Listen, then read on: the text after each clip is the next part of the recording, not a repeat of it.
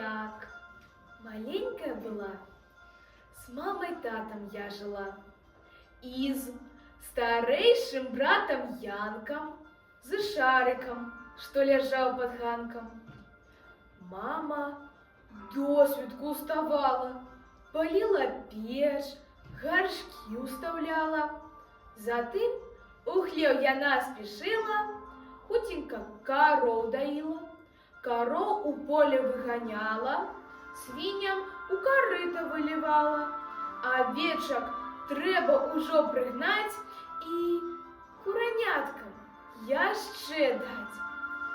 У печь дровы догорали, на пательне шкварки ужо пищали, туды и яйки добавляли, блины ужо мама допекала, сметанка на столе стояла.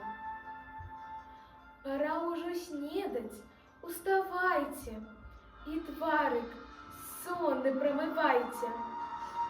Матулька ласково гукала, яна нас вельми шкодовала.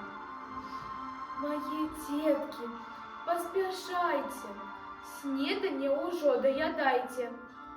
Матыки у руки выбярыце и у поле хутенько спяшите. Ужо жанчыны у поле идут, и деток за собой вядут. Дети добро помогали, бураки пололи, лен рвали, и слова «не хочу» не знали. З мяне помощник был слабый, але брат Янка хоть куды, ён маме добро помагал, коров доил, свиньям давал, чарниц вядерца мог собрать, никто его не смог догнать. Суседи у вёсцы так дружили, сям'ёй вялікай разом жили, один другому помогали, сварки никакой не знали. Дети дружно все гуляли, малых зусім не обижали.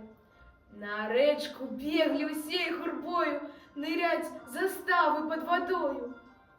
Пасля на поплаве гуляли, под солнцем ярким загорали.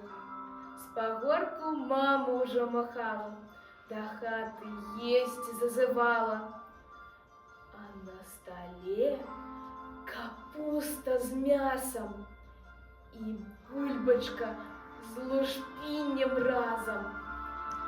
Варенье с сайкой мы макали, молочком теплым запивали.